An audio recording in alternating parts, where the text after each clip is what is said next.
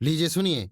देवकीनंदन खत्री के लिखे उपन्यास चंद्रकांता के दूसरे भाग का 19वां बयान मेरी यानी समीर गोस्वामी की आवाज में।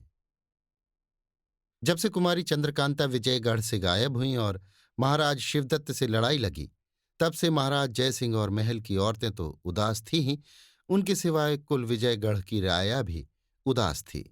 शहर में गम छाया हुआ था। जब तेज सिंह और ज्योतिषी जी को कुमारी की खोज में भेज बीरेंद्र सिंह लौटकर देवी सिंह के साथ विजयगढ़ आए, तब सबों को ये आशा हुई कि राजकुमारी चंद्रकांता भी आती होंगी। लेकिन जब कुमार की जुबानी महाराज जयसिंह ने पूरा पूरा हाल सुना, तो तबीयत और परेशान हुई। महाराज शिवदत्त के गिरफ्तार होने का हाल सुनकर तो खुशी हुई, मगर जब नाले में से कुमारी का फिर गायब हो जाना सुना तो पूरी नाउम्मीदी हो गई। दीवान हरदयाल सिंह वगैरह ने बहुत समझाया और कहा कि कुमारी अगर पाताल में भी गई होंगी तो तेज सिंह खोज निकालेंगे, इसमें कोई संदेह नहीं। फिर भी महाराज के जी को भरोसा न हुआ। महल में महारानी की हालत तो और भी बुरी थी। खाना पीना बोलना बिल्कुल छूट गया था।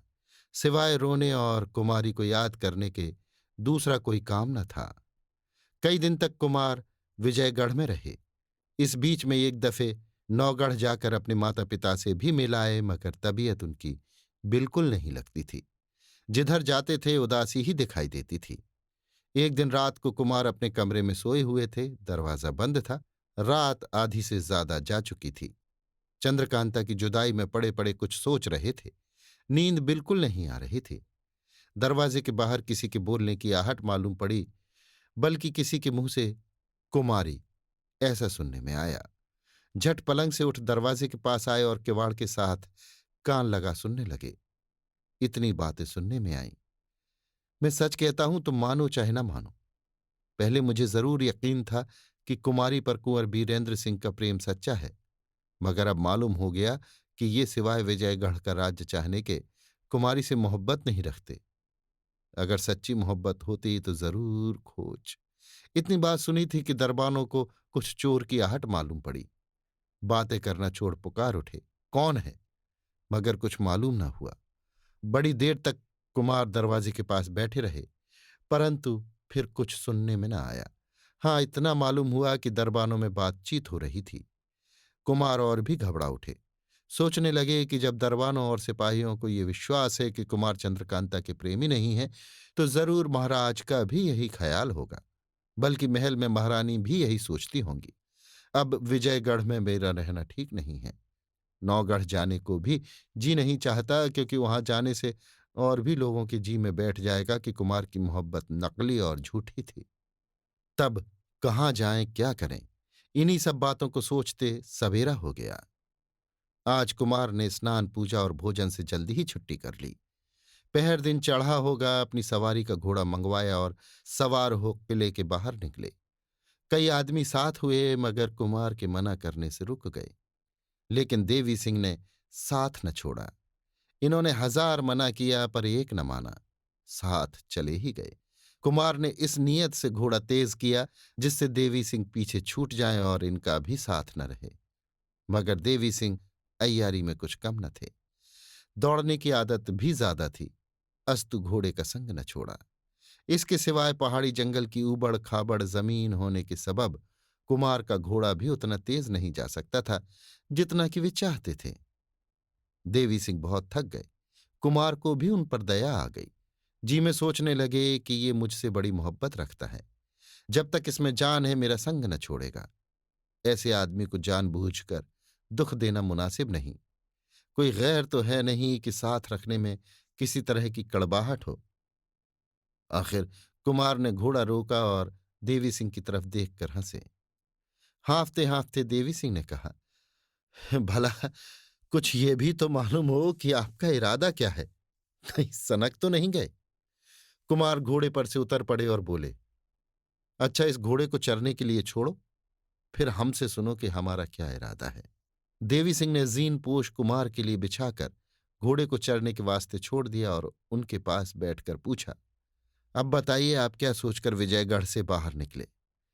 इसके जवाब में कुमार ने रात का सारा किस्सा कह सुनाया और कहा कि कुमारी का पता न लगेगा तो मैं विजयगढ़ या नौगढ़ न जाऊंगा। देवी सिंह ने कहा, यह सोचना बिल्कुल भूल है। हम लोगों से ज्यादा आप क्या पता लगाएंगे? तेज सिंह और ज्योतिषी जी खोजने गए ही हैं। मुझे भी हुक्म हो तो जाऊं, आपके किए कुछ न होगा। अगर आपको बिना कुमारी का पता लगाए विजयगढ़ जाना पसंद नहीं तो नौगढ़ चलिए, वहां रहिए। जब पता लग जाएगा विजयगढ़ चले जाइएगा। अब आप अपने घर के पास भी आ पहुंचे हैं। कुमार ने सोच के कहा, यहां से मेरा घर बनिस्बत विजयगढ़ के दूर होगा कि नजदीक? मैं तो बहुत आगे बढ़ आया हूं। देवी सिंह ने कहा, नहीं, आप भूलते हैं। ना मालूम किस धुन में आप घोड़ा फेंके चले आए। पूरा पश्चिम का ध्यान तो रहा ही नहीं, मगर मैं खूब जानता हूं कि यहां से नौगढ़ केवल 2 कोस है। और वो देखिए, वो बड़ा सा पीपल का पेड़ जो दिखाई देता है, वो उस खोह के पास ही है जहां महाराज शिवदत्त कैद हैं। तेज सिंह को आते देखकर, हैं, ये तेज सिंह कहां से चले आ रहे हैं? देखिए, कुछ न कुछ पता जरूर लगा होगा। तेज सिंह दूर से आते दिखाई पड़े, मगर कुमार से रहा ना गया, खुद उनकी तरफ चले। तेज सिंह ने भी इन दोनों को देखा और कुमार को अपनी तरफ आते देख दौड़कर उनके पास पहुंचे। बेसब्री के साथ पहले कुमार ने यही पूछा, क्यों, कुछ पता चला? तेज सिंह, हां। कुमार, कहां? तेज सिंह, चलिए दिखाई देता हूं। इतना सुनते ही कुमार तेज सिंह से लिपट गए और बड़ी खुशी के साथ बोले, चलो देखें। घोड़े पर सवार हो लीजिए, आप घबराते क्यों हैं? मैं तो आप ही को बुलाने जा रहा था, मगर आप यहां आकर क्यों बैठे हैं? कुमार, इसका हाल देवी सिंह से पूछ लेना, पहले वहां तो चलो। देवी सिंह ने घोड़ा तैयार किया, कुमार सवार हो गए। आगे आगे तेज सिंह और देवी सिंह, पीछे पीछे कुमार रवाना हुए और थोड़ी ही देर में खोह के पास जा पहुंचे। तेज सिंह ने कहा, लीजिए, अब आपके सामने ही ताला खोलता हूं, मगर होशियार रहिएगा, कहीं अय्यार लोग आपको धोखा देकर इसका भी पता न लगा लें। ताला खोला गया और तीनों आदमी अंदर गए। जल्दी जल्दी चलकर उस चश्मे के पास पहुंचे जहां ज्योतिषी जी बैठे हुए थे। उंगली के इशारे से बताकर तेज सिंह ने कहा, देखिए, वो ऊपर चंद्रकांता खड़ी हैं। कुमारी चंद्रकांता ऊंची पहाड़ी पर थी। दूर से कुमार को आते देख मिलने के लिए बहुत घबराई। यही कैफियत कुमार की भी थी। रास्ते का ख्याल तो किया नहीं, ऊपर चढ़ने को तैयार हो गए, मगर क्या हो सकता था? तेज सिंह ने कहा, आप घबराते क्यों हैं? ऊपर जाने के लिए रास्ता होता तो आपको यहां लाने की जरूरत ही क्या थी? कुमारी ही को न ले जाते। दोनों की टकटकी बंध गई। कुमार बीरेंद्र सिंह कुमारी को देखने लगे और वो इनको। दोनों ही की आंखों से आंसू की नदी बह चली। कुछ करते नहीं बनता। हाय, क्या टेढ़ा मामला है। जिसके वास्ते घर बार छोड़ा, जिसके मिलने की उम्मीद में पहले ही जान से हाथ धो बैठे, जिसके लिए हजारों सिर कटे, जो महीनों से गायब रहकर आज दिखाई पड़ी, उससे मिलना तो दूर रहा, अच्छी तरह बातचीत भी नहीं कर सकते। ऐसे समय में उन दोनों की क्या दशा थी, वे ही जानते होंगे। तेज सिंह ने ज्योतिषी जी की तरफ देखकर पूछा, क्यों, आपने कोई तरकीब सोची? ज्योतिषी जी ने जवाब दिया, अभी तक कोई तरकीब नहीं सूझी, मगर मैं इतना जरूर कहूंगा कि बिना कोई भारी कार्रवाई किए कुमारी को ऊपर से उतारना मुश्किल है। जिस तरह से वे आई हैं उसी तरह से बाहर होंगी। दूसरी तरकीब कभी पूरी नहीं हो सकती।